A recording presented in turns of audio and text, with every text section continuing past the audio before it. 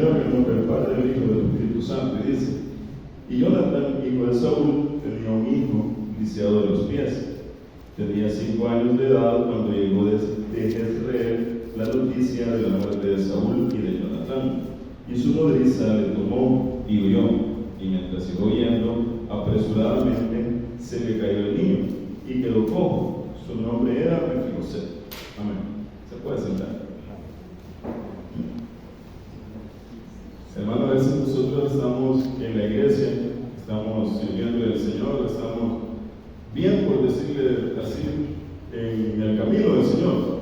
Y usted ve al hermano que tiene la paz, usted se fija y lo ve, usted va a ver que el hermano se ve bien, se ve tranquilo, se ve completo, se ve como que así, no tiene nada. Y a veces dentro de nosotros cargamos pesares o cargamos situaciones difíciles que han llegado a nuestra vida y que no podemos andar cargando. Cuando tenemos algo malo y venimos a la iglesia y al final del culto un hermano se nos acerca, nos da la mano, nos dice Dios le bendiga, y nos dice: ¿qué tal? ¿Cómo está? Y nosotros por cortesía siempre decimos bien, siempre decimos que estamos bien, porque no nos vamos sabemos de que el hermano no quiere escuchar las 2 horas de plática que podemos tener, donde le vamos a contar todos los problemas que tal vez tengamos, porque todos tenemos problemas. Para algunos el problema que usted tiene es pequeño, pero tal vez para ustedes es lo peor que le puede estar pasando.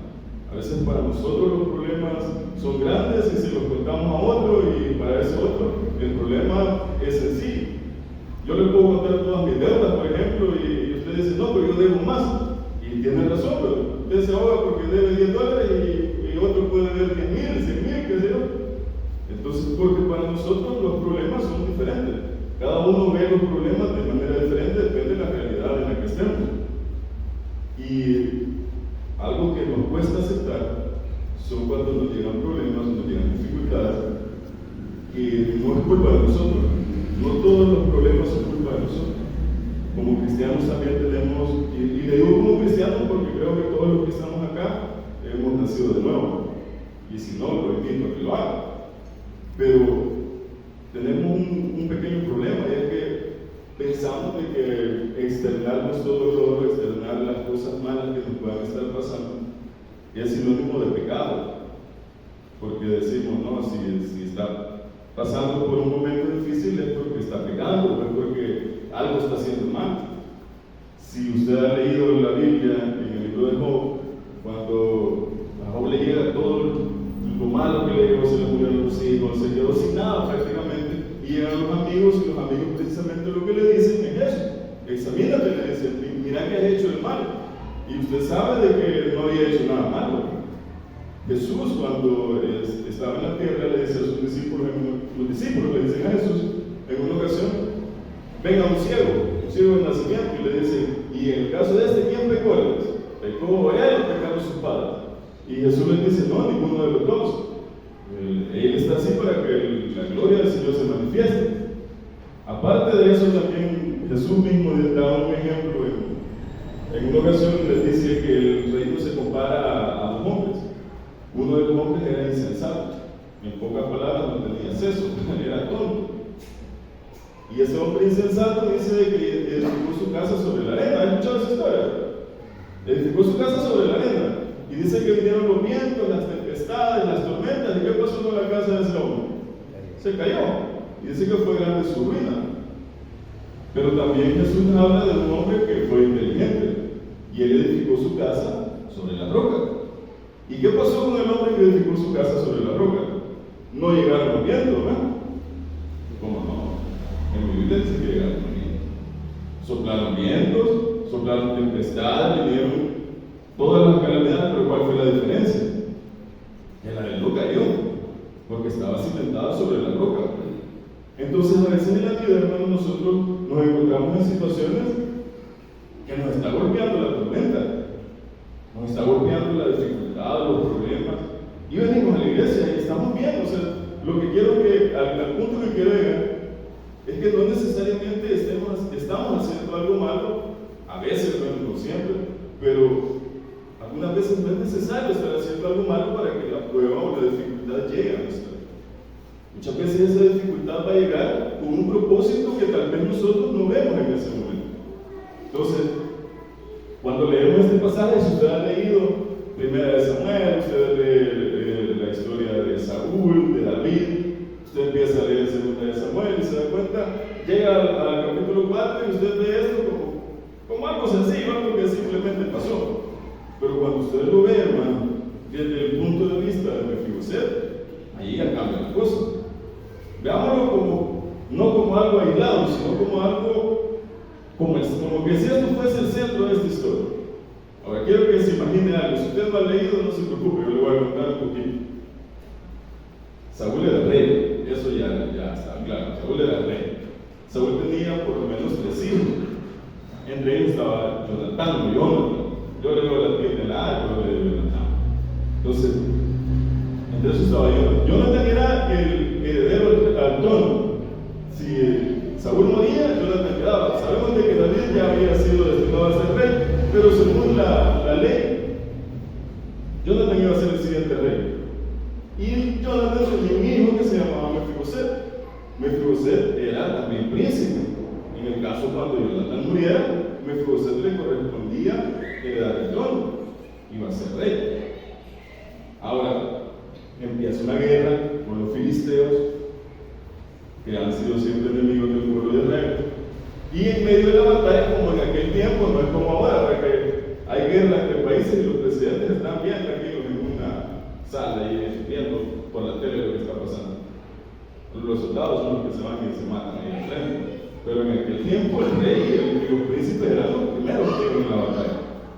Y en medio de la batalla se puso fuerte. Imagínense el momento cuando la batalla están tirándose las lanzas, las flechas, con espadas, hay una mortandad horrible. Y en medio de esa mortandad matan a Jonathan y matan a otros 2 hermanos de él. Al darse cuenta Saúl de que sus hijos han muerto, está acorralado prácticamente. Y ahí las flechas ahí van cayendo y todo. Y le dice a su escudero, lo más parecido a un guardaespaldas, le dice: matame, no, yo prefiero que me mates y que no venga gente, me mate y que sea peor que torture. Obviamente el escudero no quiere y le dice que no. Al final él se echa él mismo sobre su espada y muere. Al final los filisteos llegan y le cortan la cabeza, la ponen en medio de la entrada de la ciudad. Una situación terrible. Y Mefiboset era un niño. Cuando todo eso pasó, era un niño de 5 años, dice ahí el versículo que leímos. 5 añitos, hermano. ¿Cómo es un niño de 5 años? Mi hijo tiene 4 ahorita. Un poquito más grandecito que él. 5 años. Allí quiero que hagamos una pausa. Imagínense de qué se preocupa un niño de 5 años. Así está. Un niño de 5 años solo se preocupa por 3 cosas: comer, dormir y jugar. Esa es la vida del niño. A él no le importa la guerra. A él no le importa que el papá es el príncipe y el abuelo es el rey. A él no le importa nada. A Mefiboset lo único que le importaba era que la comida se le ganara a tiempo. Él se levantó ese día, hermano, desayunó. ¿Qué cree que desayunó un príncipe? Yo me imagino un gran banquete. Fruta, hay un sándwich, no había bien. Pero un gran banquete. Ese niño estaba destinado a ser rey. Ese niño nunca le iba a echar agua al champú, ahí como hacemos nosotros. ¿Por qué? Él tenía todo, todito lo que se puede imaginar lo tenía Mefiboset. Y ese día se levantó de su camita real en la que dormía, desayunó su banquete real, estaban a su cuidado quizás varios sirvientes, tenía todo. Y de repente llegó la noticia que a él tampoco le importó. Porque hay que ser sincero, un niño de 5 años no entiende de la guerra. Y llega el mensaje, no dice exactamente quién fue, pero llegó desde la noticia, que en ese tiempo no había tele, no había redes sociales, se tardó quizás en llegar la noticia. Y cuando llega, el palacio es un caos. Los sirvientes empiezan a correr de un lado a otro. Le digo por qué. Porque antes la tradición era de que cuando un rey moría, si tenía enemigos del rey, iban y mataban a todos los de su casa. Y el nuevo rey hacía lo mismo. En este caso, como David iba a ser proclamado rey, la obligación de David era ir y matar a todos los descendientes de Saúl. ¿Por qué hacían eso? Porque era un niño de 5 años, pero ese niño iba a crecer. Y cuando tuviese, 25, 30 años, él iba a reclamar el trono, que era lo que le correspondía. Y para evitar ese tipo de amotinamiento, por decirlo así, en un futuro, entonces se mataba a toda la descendencia. El hecho de que el niño estuviese en el palacio estaba condenado a morir desde Saúl. Iban a llegar todos los enemigos de Saúl y lo iban a matar. Entonces, en medio de toda esa confusión, viene la nodriza, que era la que lo cuidaba. De la mamá no me pregunto, porque la mamá no la menciona en la Biblia en ningún momento. Entonces, algunos dicen que posiblemente había muerto, otros que estaba en otro palacio, pero la Biblia no lo dice, así que no lo vamos a meter en eso. Estaba con la nodriza. La nodriza era lo más parecido a la niñera, lo cuidaba, estaba al cuidado de él. Ahora imagínese usted, mamá, que haría así, ella quizás lo quería como su hijo. Ella estaba desesperada que le iba a llegar a matar. Entonces, en la desesperación, agarra al niño, dice, y la Biblia ahí lo dice bien claro, dice al final del 4, y su nodriza le tomó y huyó, y mientras iba huyendo, apresuradamente, dice, o sea, iba afligida. Ella sabía que en cualquier momento iba a aparecer cualquier ejército y se lo iba a matar. Le quería hacer daño a la nodriza al niño. Lo estaba protegiendo, lo agarra y se lo lleva corriendo. La Biblia tampoco dice dónde se cayó, pero lo cierto es que el niño se cayó. Y ahí está el problema. Un niño de 5 años, chiquitito, se lo puede chinear, se cae. Imagínense que a mí me caiga mi niño de aquí para abajo, de los brazos, ya en una altura más grande. Y de repente solo se escucha, hermano. No sé si usted ha escuchado eso cuando se quiebra un hueso, eso es terrible, ¿no? Ese sonido es horrible cuando los huesos se quiebran. A mí no se me han quebrado, gracias a Dios no tengo ni un huesito quebrado, pero he escuchado a unas personas cuando les truena. Un compañero en la escuela se cayó y una raíz de un palo, solo se vio que le hizo un traje y le quedó así, hueso saltado. Eso es terrible. Y es terrible para uno de adulto, imagínense para un niño. Un niño de 5 años, y allí sí, allí me figuré que entendió algo. Ahí me figuré que entendió de que le dolía. Y empezó a llorar, a gritar, quizás. No me imagino que el niño le estaba aguantando el dolor, él gritaba, llorando desesperadamente, y allí sí ya cambió la cosa. La nodriza se lo lleva, y hermano, llegó un momento que la herida de la fractura no sanó. Él quedó lisiado, ¿saben lo que significa lisiado? Tenía algún problema de movilidad que ya no lo hacía valerse por sí mismo. Ya no podía caminar. O al menos no podía caminar con ayuda, sin ayuda. Entonces el cruceta a partir de ese momento queda inválido. Inválido. Para la vida, hermano, hay momentos en los que llegan situaciones que nos cambian las cosas. Usted puede estar tranquilo ahorita, puede estar tranquilo y lo que ha pasado tal vez por un momento así me entenderá. Usted está tranquilo un día, vino a la iglesia, usted no le ha hecho mal a nadie, usted quizás está bien en su relación con Dios y le suena el teléfono. Un familiar está ingresado en el hospital. O usted le empezó a doler la cabeza, se fue a la unidad de salud porque le dolía la cabeza y salió con hipertensión. Se fue a la unidad de salud porque le duele el dedo que le machucó, le hacen exámenes y salió con diabetes. Usted no se lo espera en ese momento, pero el diagnóstico llega. Usted no se lo espera, pero sus hijos se enferman de la nada. Y esa aflicción. ¿Y usted qué dice? Gracias, Señor, porque ya tengo ingresado a mi familiar en el hospital. Y sus planes, usted ya había hecho cuenta, porque ahora al salir del culto iba a llegar a su casa, se iba a tomar la sopita de gallina que dejó lista desde ayer. Y usted ya tenía eso cuadrado, ¿no? Pero le llamaron.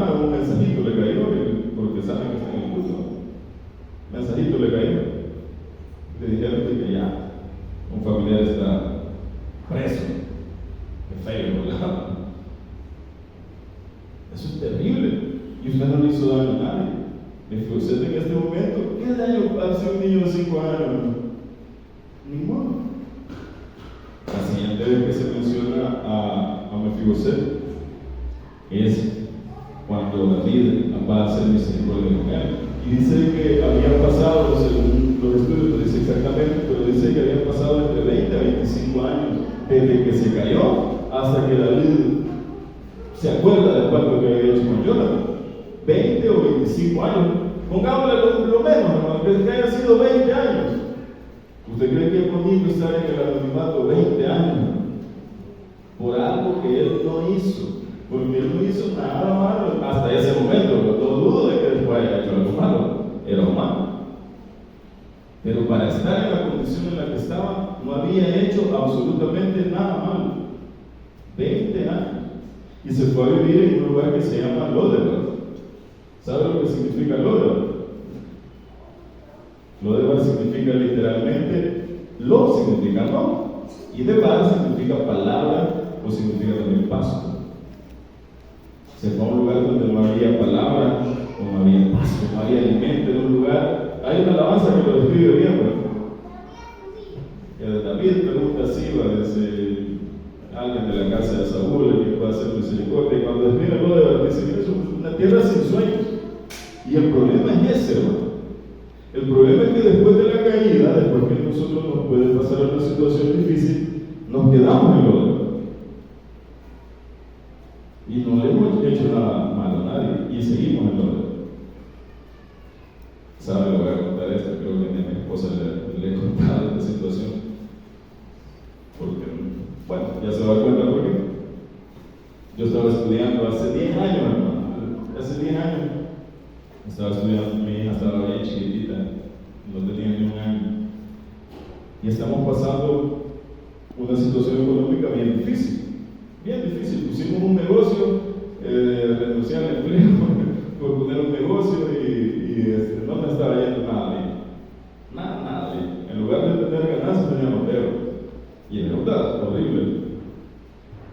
Y yo estaba estudiando teología y me fui el sábado a estudiar y solo llevaba 1.20 por el pasaje.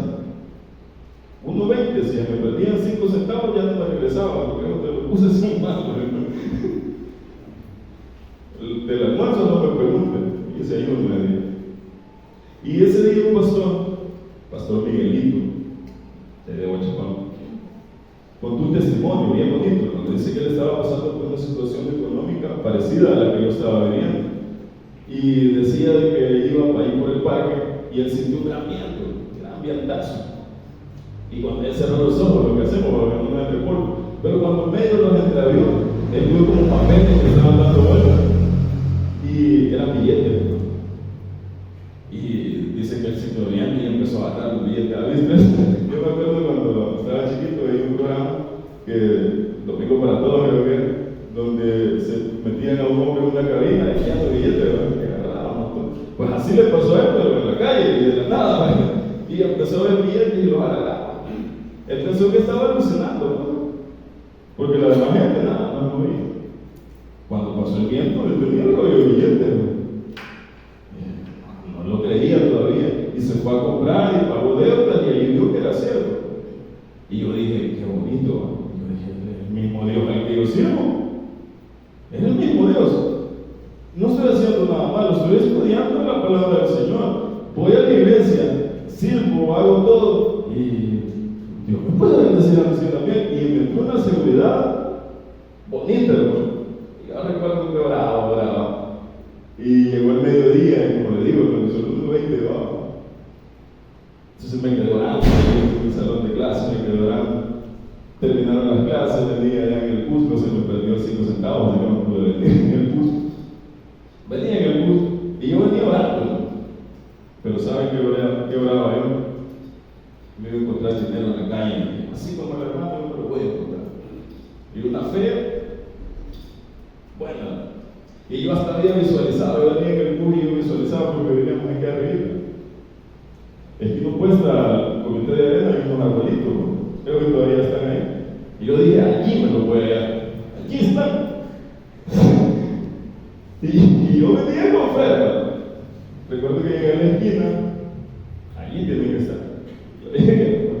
Hasta empujando piedras.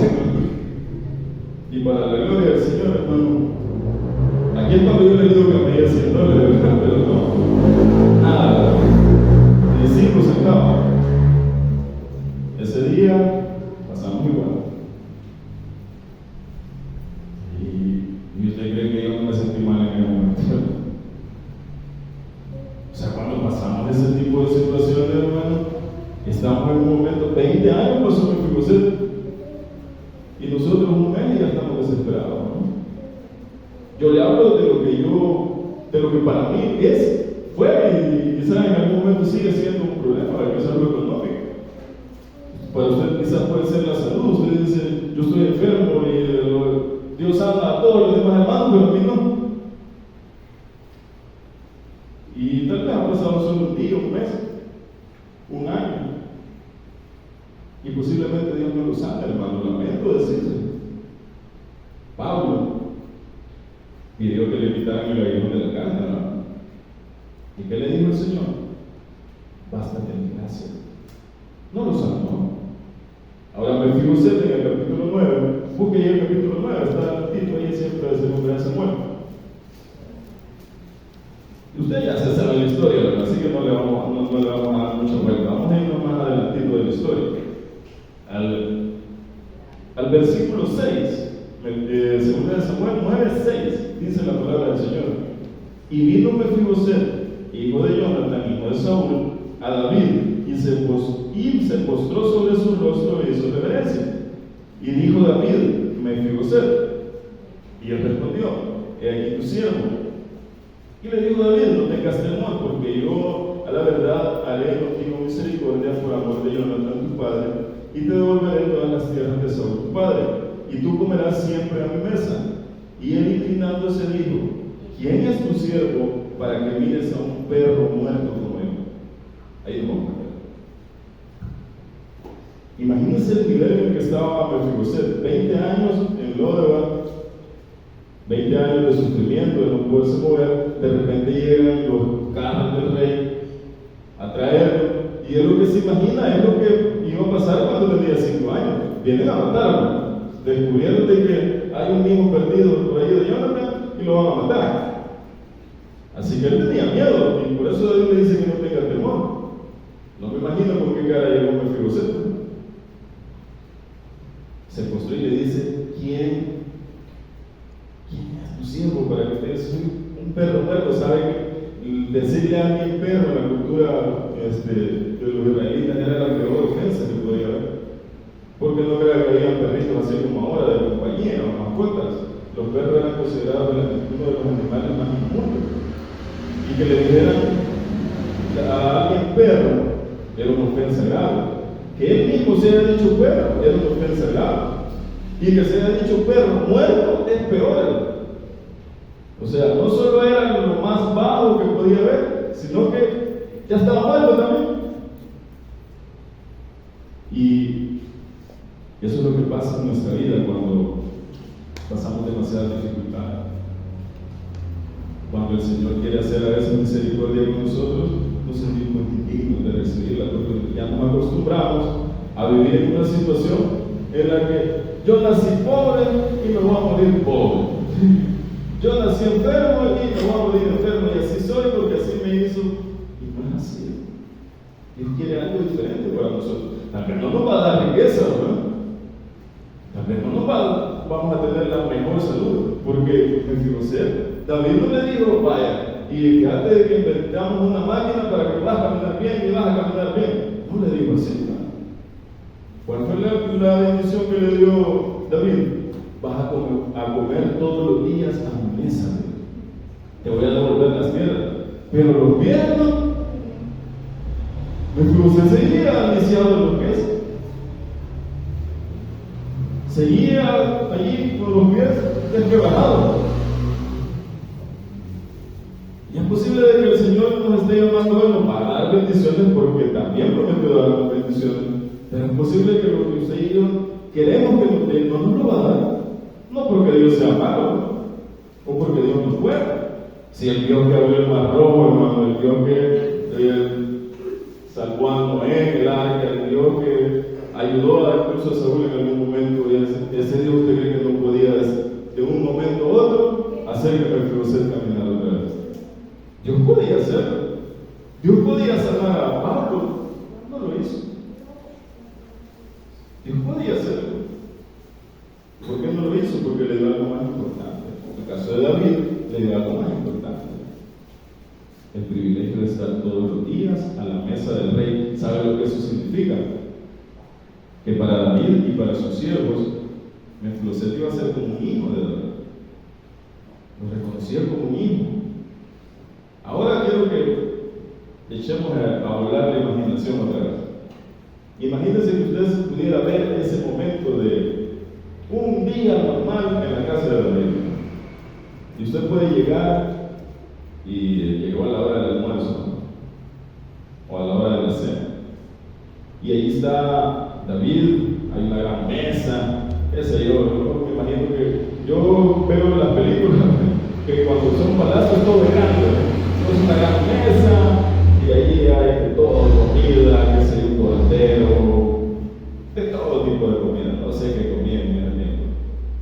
Un montón de comida, ahí está David en el fondo de la mesa, está los hijos de David, Absalón, por ejemplo. ¿Sabe que Absalón, la Biblia dice, si usted no lo ha leído, la Biblia dice que era el hombre más hermoso de toda la tierra? Era precioso, bonito, físicamente. La Biblia lo dice así claramente, que físicamente era hermoso.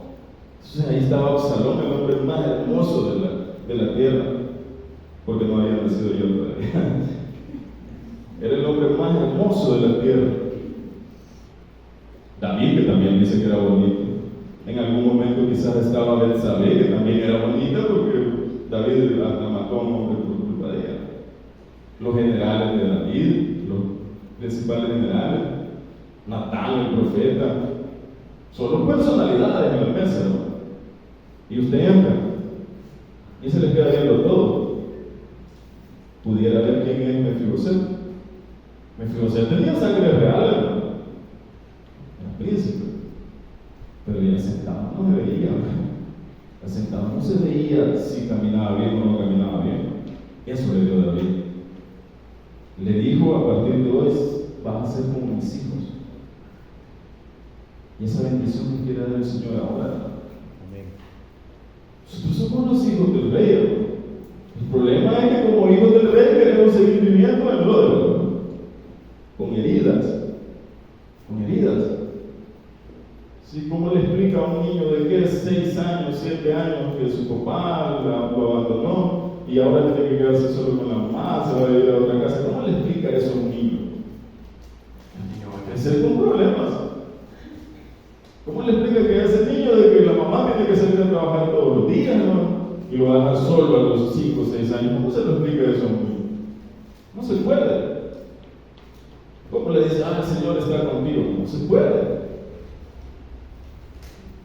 Claro, muchas veces tal vez usted no ha pasado por esa situación.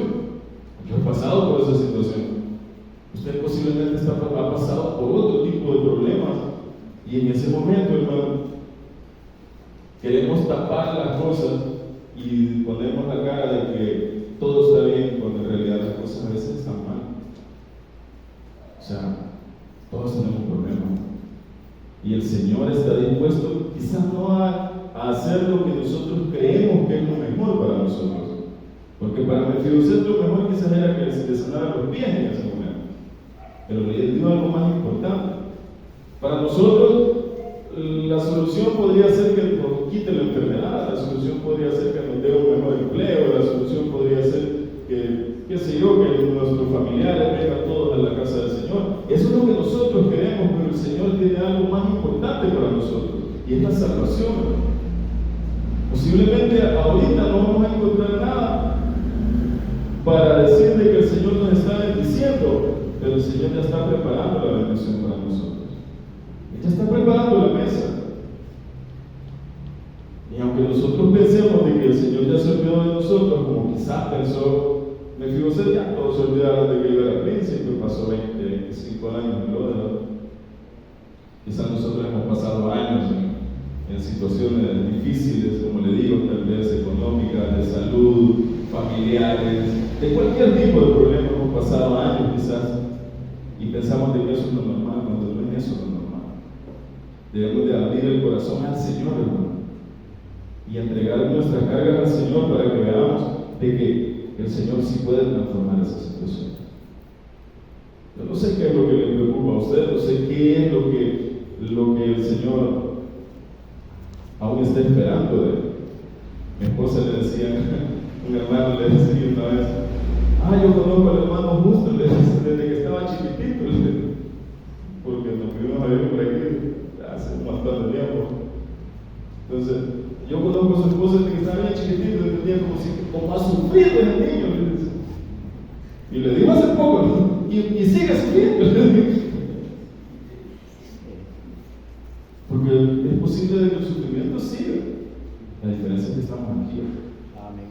Hay esperanza. Y el Señor puede hacerlo. Y sabe, aquí, esta parte, cuando David hace misericordia, le devuelve todo, hermano. Imagínense qué bonito. El tipo ya no estaba sano, ¿verdad? Porque no estaba sano. Pero tenía un montón de sirvientes. Ahora ya no podían andar chiñados todo eso. Lo llevaban ahí en carruajes y todo, porque ya tenía sirvientes, tenía de todo. Ya eso ya no le importaba quizás. Y aquí esta parte es cuando si fuera una película, sale el mensaje, ¿verdad? Y vivieron felices para siempre. Pero no es así. No es así. Se lo voy a contar rapidito porque ya nos avanzó el tiempo. Rapidito. Más adelante, después cuando llegue a su casa lo busca. Más adelante, entre el capítulo 16 y el capítulo 19. Absalón se revela contra David, el propio hijo se revela contra David y David se va a huir. Sale huyendo. No por miedo a Absalón, sino porque él no quiere hacerle daño a su hijo. Y se va y le dice así tipo el Chapulín Colorado, síganme lo bueno.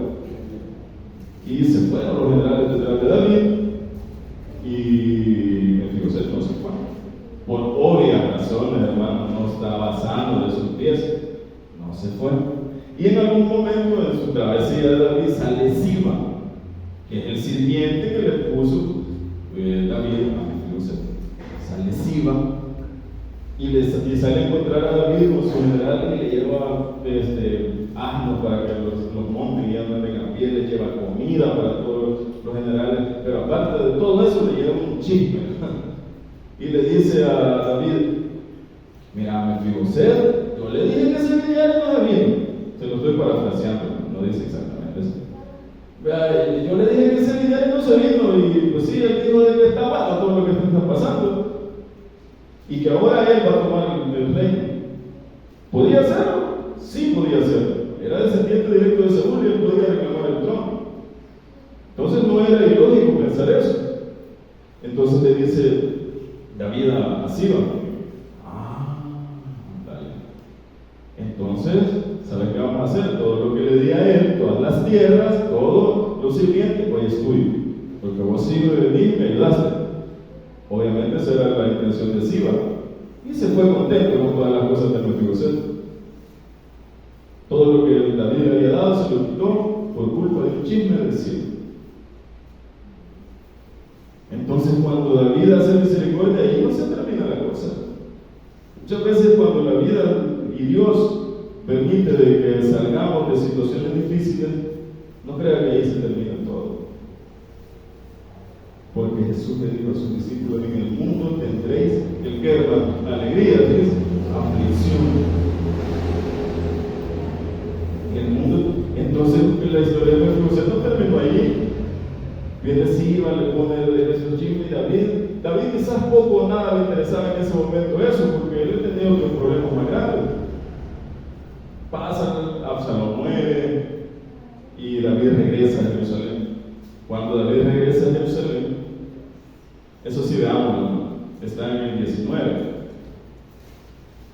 para que vean cómo fue la transformación de Mefiboset. En el capítulo 19, versículo 24.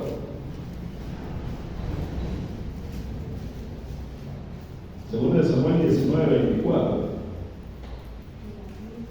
Dice, también Mefiboset, y descendió a recibir al rey. No había, oiga cómo estaba, no había lavado sus pies, ni había cortado su barba, ni tampoco había lavado sus vestidos desde el día que el rey salió hasta el día que volvió en paz. Y luego que vino a él a Jerusalén a recibir al rey, el rey le dijo: Mefiboset, ¿por qué no fuiste conmigo? Y él respondió: Rey, señor mío, mi siervo me engañó, pues tu siervo había dicho: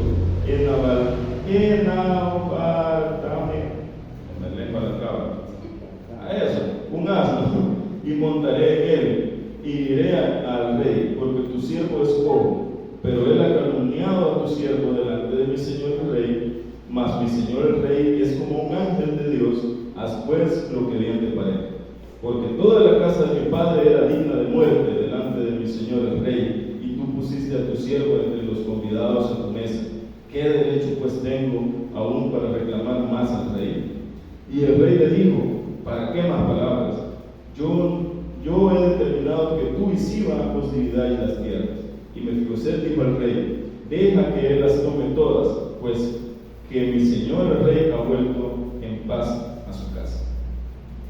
Vean qué bonito lo que pasó. Mefiboset no se había bañado, no se había cortado la barba, no se había cambiado la ropa, estaba, y el tiempo que David pasó fueron varios meses huyendo. Imagínense el dolorcito que andaba Mefiboset. Chupos, ya sin esperanza, porque a él no le importaban las tierras. Al final le dicen: que las quede todas, que las quede todas. A mí lo que me importa es que el rey vino con bien, hermano. Cuando nosotros estamos pasando por dificultades, el Señor es posible que venga y nos ayude y nos renueve, y que volvamos a tener nuevas fuerzas, y gloria a Dios si el Señor lo está haciendo en su vida. Pero puede haber momentos otra vez en los que el enemigo llegue y nos quiera botar. La diferencia es, si usted ya está en la casa del rey, hermano, a usted lo que le va a importar es estar en la presencia del Señor.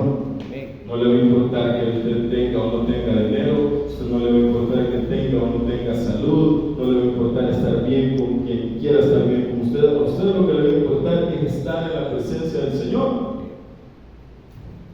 Eso era el cambio que Mefiboset tuvo. Yo no me imagino que Mefiboset se puso triste cuando le dieron todas las tierras al principio. Me imagino que se alegró.